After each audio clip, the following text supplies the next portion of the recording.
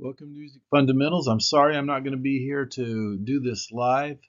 I'm traveling, but here's some stuff to get you ready for the next test.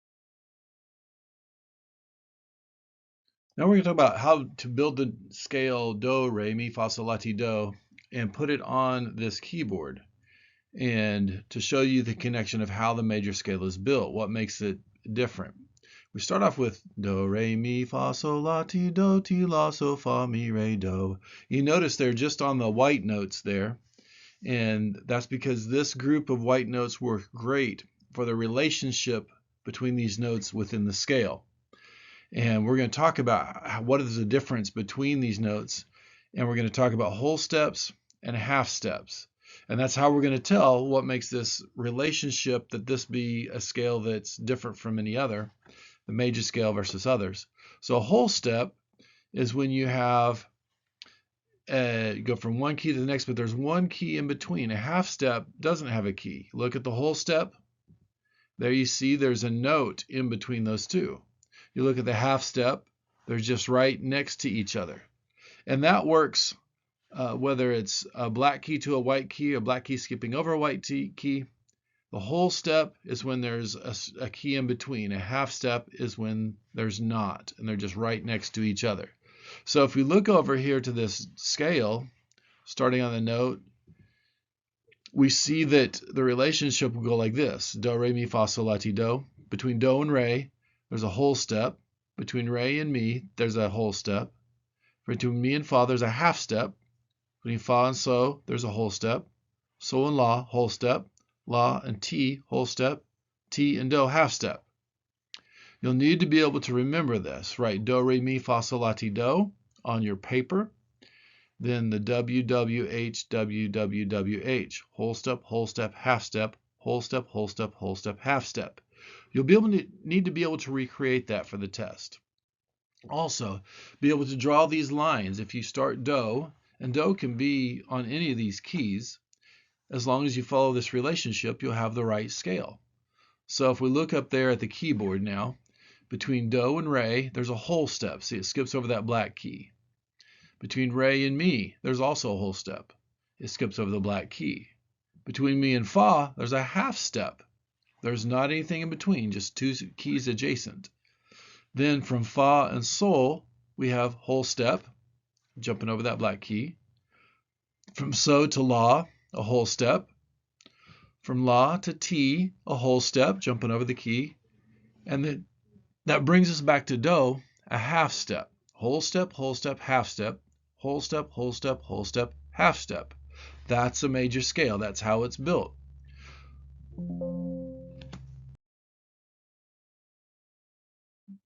Now let's talk about what if do was on a different key. What would that relationship look like? Let's move do down here to this key right here.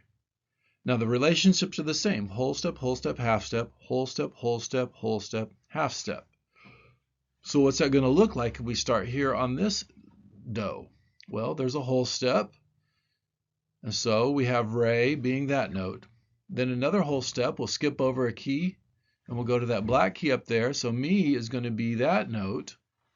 And when you draw on your paper for the test, make sure you identify whether it's the white note or the black note by drawing the line just like that.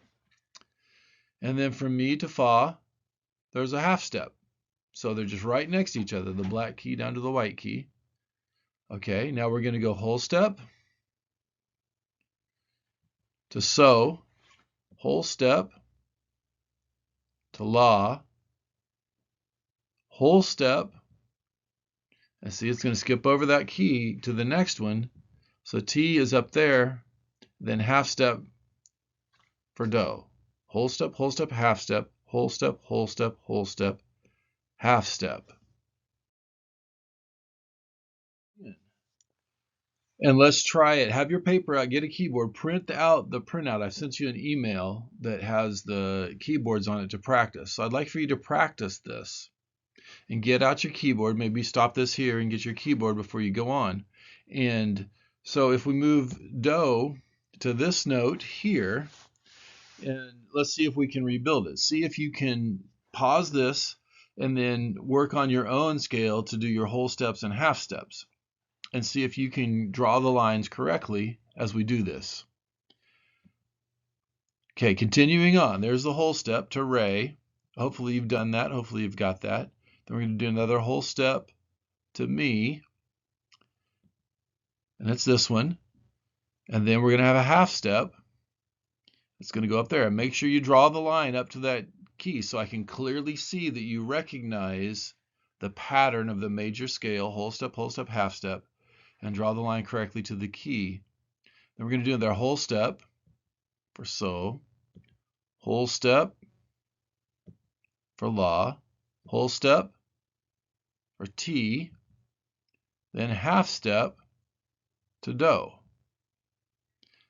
And you notice that relationship. The do is in the same position compared to those black keys as the other do. And every do will be, when you've chosen this to be the major scale. These relationships will stay consistent depending on whichever key you start on.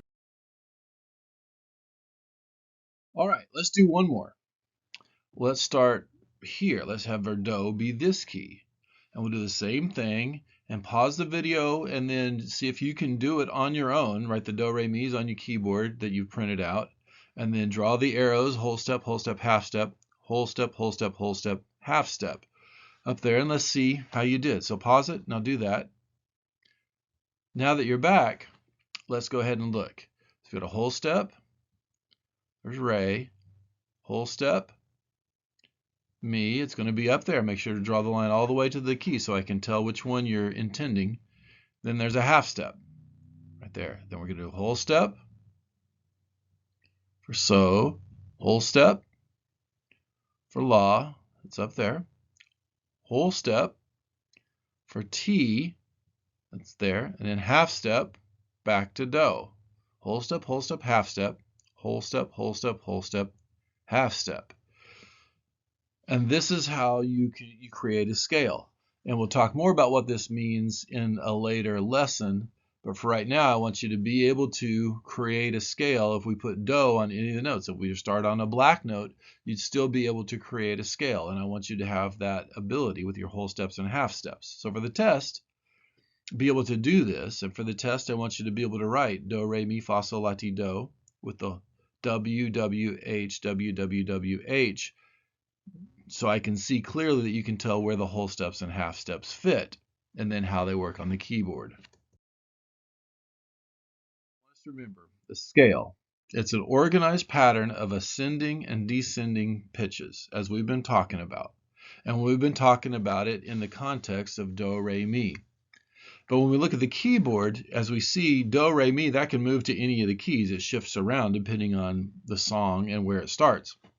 But on the keyboard, there are names and their letter names for each of these keys on the piano keyboard. And that's what I want you to learn next. I want you to learn the keyboard. Because we got do, re, mi, fa, sol, la, ti, do. But the do, that could go up and down. That can move to any key. So let's learn where the anchor points are. A, B, C, D, E, F, G, A, B, C, D, E, F, G, A, B, C, D, E, F, G, over and over again for every octave. Now, how do we determine which one's A and which one's F and which one's E? I'd like for us to start by finding C, because that's where, as we started out, the do, re, mi, fa, sol, la, ti, do fits right on the white keys purely in a major scale, and it starts on C. So you see the black notes. That's where we're going to start. And you notice there are groups of 2 and 3. Let's notice the group of 2. And then just to the left of that is the note called C on the keyboard. And that's true every time you see the 2, you see next to it is the key called C. Okay, it keeps going. You down here, you look down, see there's the 2 black notes, and then there's C. So take your time and be able to look. If you go up, there's 2 black notes and the letter C. Up another octave, 2 black notes, letter C. So it's always just to the left of the 2, not the 3, the 2. That's the C. And going on up, you see it continues, and then going on up again, there's another one on this keyboard that you have. Those are all called C.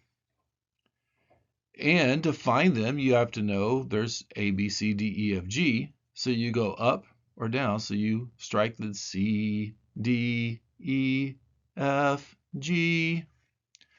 And so you can find it or go down. C, C, B, A. And so you would go up or down on the keyboard to find all your other names. For right now, that's what we're going to do. We'll get quicker at this later on to be able to know where they are. Right now, find the C next to the two black notes to the left, and then you can find any note. So on the test, I will ask, draw an A on the A keys on a certain keyboard, and you'll have to draw an A on every octave on that keyboard for the test. You'll need to be able to find C on the test, and this is how to do that. And that's going to be on there. So go ahead and learn this, practice on your keyboard, finding the different letters, and then you can come back to this and check and make sure you chose the right one. And that'll be good. That'll be for the test.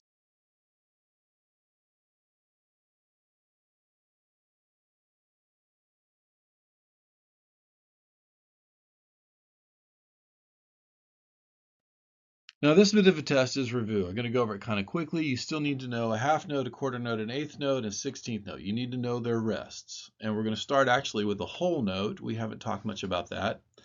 And here's a whole note with a whole rest. That gets 4 counts.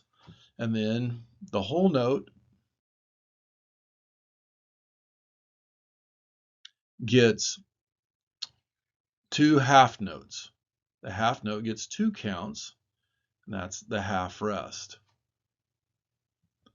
And then we keep going. And the half notes divide into quarter notes. They each get 1 count. There's the quarter rest. Be able to draw these and name these and identify these.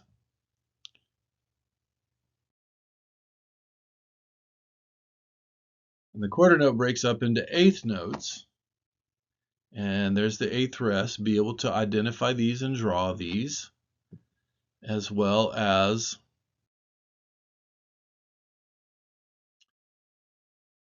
the 16th notes. And there's the 16th rest. So be able to identify and draw these. We've done this before. I'm just reminding you that you're always going to need to do this. Now, let's talk about dots. We brought it up a while ago, but what does a dot mean on a note?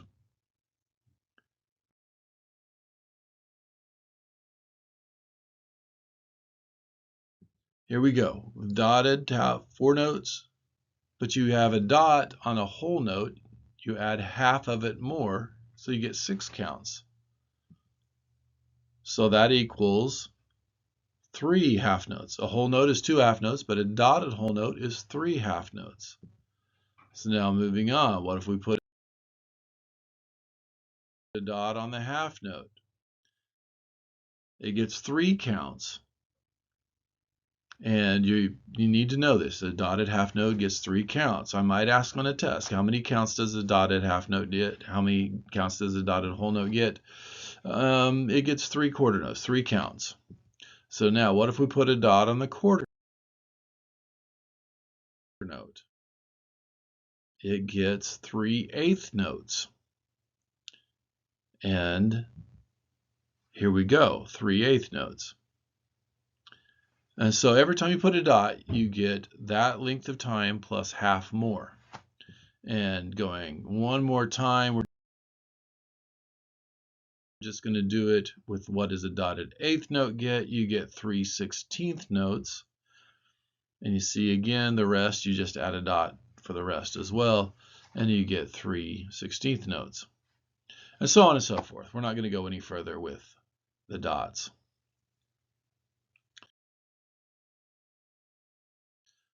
So here we go. This is a chart you need to be able to recreate on the test. And I will have the dotted half note equals, and then you'll have to put 3 eighth notes. I'll have a dotted quarter half note, and then you'll have to provide the 3 quarter notes as an answer. And the dotted quarter note equals 3 eighth notes. So in the test, I will probably leave off there on the right side what it equals. The dotted eighth note equals 3 16th notes. So this will be on the test. Be able to recreate this screen from on the test. And that should be good to review for the test. Review this as often, and please print out the sheets and practice. Good luck.